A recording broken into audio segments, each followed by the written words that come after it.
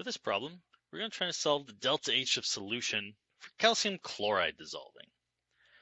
Given below, we have the delta H for the lattice energy of the calcium chloride solid. That's 2,258 kilojoules per mole. The delta H of hydration for a calcium ion is minus 1615 kilojoules per mole. And delta H of hydration for a chloride ion is minus 364 kilojoules per mole. Now, you may find slightly different values depending what table and what book you look at. They do vary depending on if they're estimated or experimentally determined and by who. We'll go ahead and use these values for this problem. Go ahead and calculate out the delta H of solution for dissolving calcium chloride. Go ahead and pause and then come on back.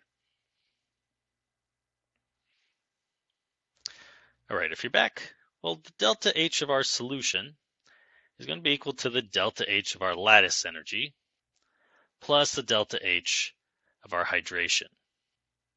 Well, our hydration is made of multiple parts. There's the calcium and there's two chlorides hydrations.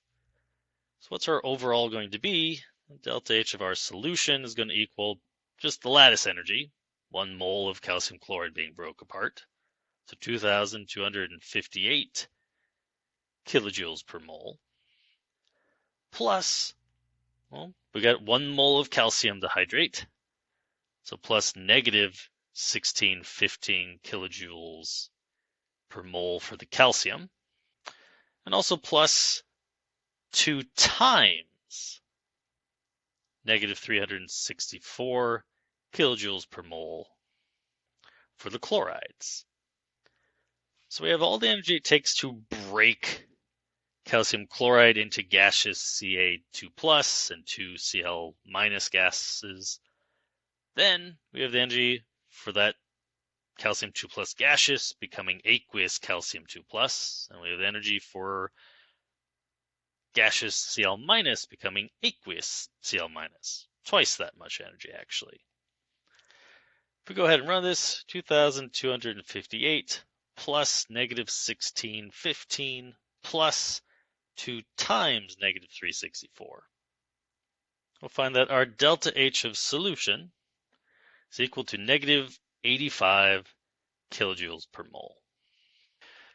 The listed value in my table is negative 82.8 kilojoules per mole.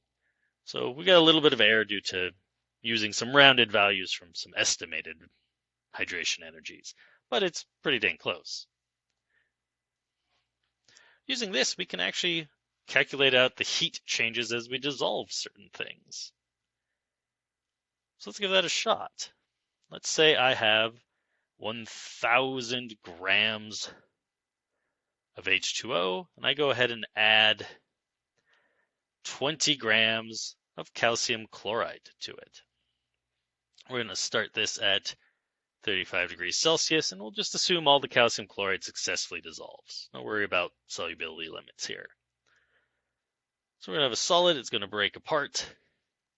We're going to end up having a bunch of calcium chloride ions floating in solution, and presume that all the enthalpy released just goes into heating our water.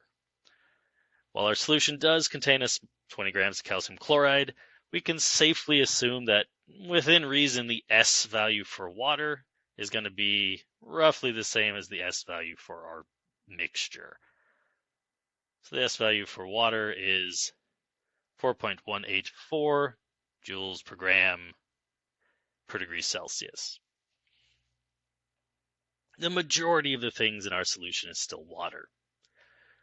Well, using this info, go ahead and find the change in temp. Find the delta T as calcium chloride is dissolved. Assume no loss anywhere else. Go ahead and pause and then come on back.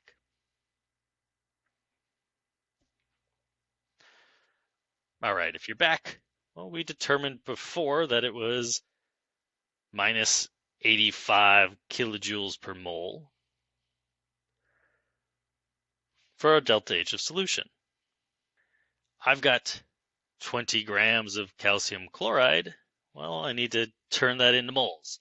How much calcium chloride did I actually dissolve? Well, 1 mole is 110.99 grams per mole. which means we have 0.180 mole of calcium chloride. So this is the amount of calcium chloride that's going to successfully dissolve and give away its energy. 0.180 mole of calcium chloride, and for every 1 mole of calcium chloride, there should be 85 kilojoules of energy given away, which means there's 15.317 kilojoules of heat released. Let's go ahead and just turn that into joules. 15,317 joules. Well, our change in temp for a material, Q is going to equal ms delta T. We know our Q value. We know the heat that was released. That's going to go into our solution. We were told the S, we just assume it's like water. I've got my mass. Well, there's two ways to think about it. You could just focus on the 1,000 grams of water, but technically it's the solution. There's an extra 20 grams from calcium chloride. We said that they probably weren't upsetting the S value that much, but there's still material there.